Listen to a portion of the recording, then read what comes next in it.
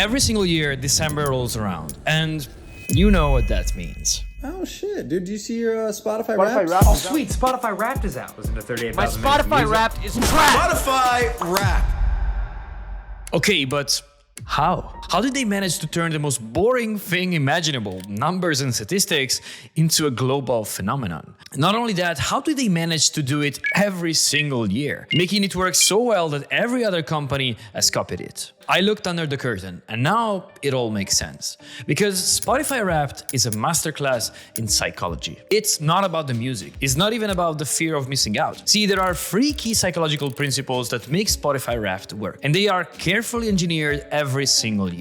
But despite all this, the first time Spotify did it, it didn't work at all. This is Visionary Music, released by Spotify in 2015. And at the first glance, it looks like Spotify Wrapped. You could see a recap of the music you listen to, how many minutes, which artist, how many genres, your top tracks. On the surface, it looks basically the same as Spotify Wrapped. It had a cool design, all the data you're familiar with, but it didn't work. Some people liked it, some shared their stats in Spotify forums, but that was it. It was nowhere near where Spotify Wrapped is today. And that's because while it looks very similar, it's missing 2 of the 3 things that make Spotify Wrapped actually work. But it did have the first one, data. So have you ever played Grand Theft Auto? I mean, if you didn't, I don't even know what you're doing here. What?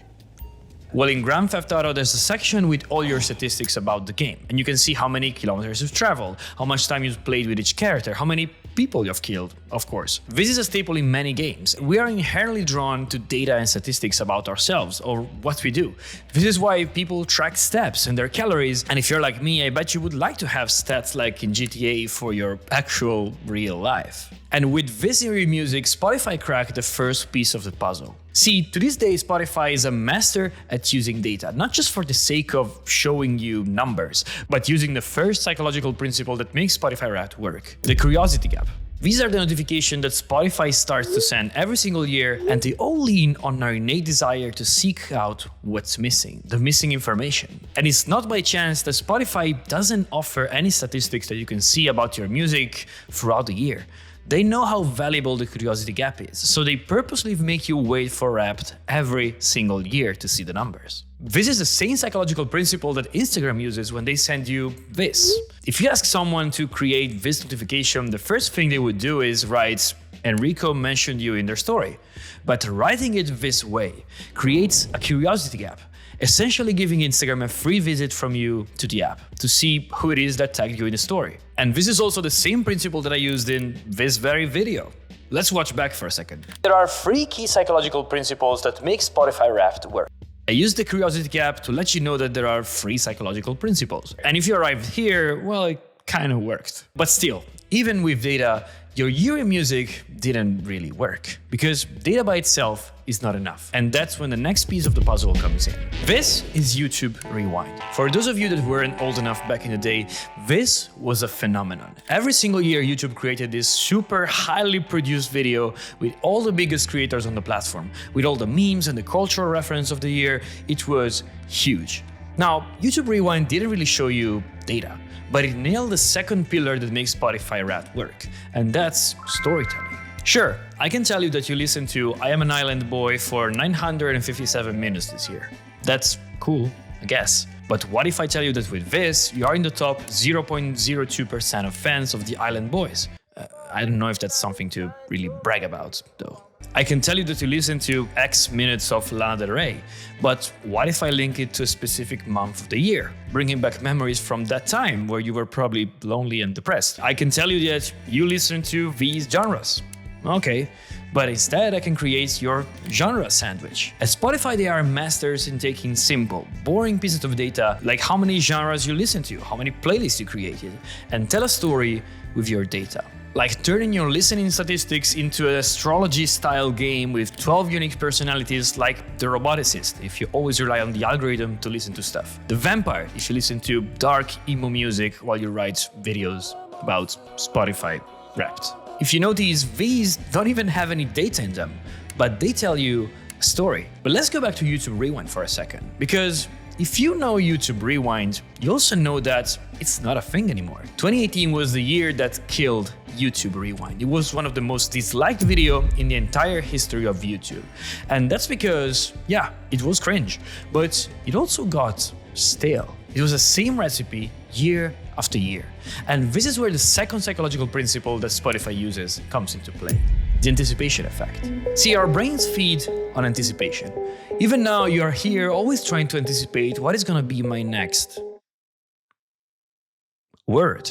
And Spotify uses this every single year because the data itself, the numbers coming out of the analytics team in some room, are always more or less the same. Sure, maybe they can come out with a new metric, but they are gonna be always the same few numbers about your music. And so they realize that they need to craft a different story and use storytelling in a different way every single year to stay relevant. Otherwise, they know that it can be cool for a few years, but they risk the same fate that YouTube Rewind had. This is what makes you anticipate Spotify Wrapped as an event. It's not what is my data gonna be this year, but what is the story gonna be this year. In 2017, they introduced Artist Wrapped, Spotify Wrapped, but for the artists themselves. In 2020, they tried quizzes, having you actively guess what the most listened to podcasts and songs were. In that year, Spotify Wrapped touched 90 million users, and Spotify downloads increased by 21% during the first week of December. In 2022, they added personalized video messages from artists to their top fans, adding connection to the audience. In 2023, it's the personalities-based game that we saw before. Each year, they build a new story, so that each year, like clockwork, they managed to build anticipation. So much so that every other company tried to copy this success. Of course, Apple Music jumped on the train with their replay. That was predictable. But then we got Peloton, the bike fitness company that copied Wrapped with their own year recap for your workouts. Only thing is that many people were lazy. They did like 3 workouts in the entire year, and now Peloton just slapped that in their face before Christmas. The bank Monzo did a similar campaign, and you can imagine how excited people were to see all their expenses recapped again at the end of the year. So we have data, we have storytelling, but there is one last piece to the Spotify Wrapped, and it's probably the most important. But before we get to that, how do I get out of here? I'm in Tinder now, but oh, nice. Oh, now I get it. I'm stuck inside Mobbin. See, I use Mobbin for every single video I make because it's the place to find high-quality screenshots of basically every app in existence. You can just type fun and here's some fun UI inspiration. Or maybe I need some buttons, and there we go. Maybe I want to talk about dark mode. Oh, when you look at that sweet dark mode. I've been using Mobbin for the last 6 months since I discovered it, and I wish I discovered it sooner. Because it literally saved my life to find content and screens to make these very videos. If you're a designer, Mobbin is a must. But even if you're just interested in tech and design and you want to understand the latest trends, you can find everything on Mobbin. If you want to try Mobbin, remember to use the link in the description so they'll know I sent you. And I hope you enjoy it as much as I do. And now let's get back to the video, because let me ask you this. Do you have that friend that's like, yeah, I listen to everything, all the genres, I'm such a music nerd. And then you find out he only listened to the top 50, and his niche and up-and-coming artist is Drake. Well, this hides the third ingredient that makes Spotify Wrapped actually work: the spotlight effect.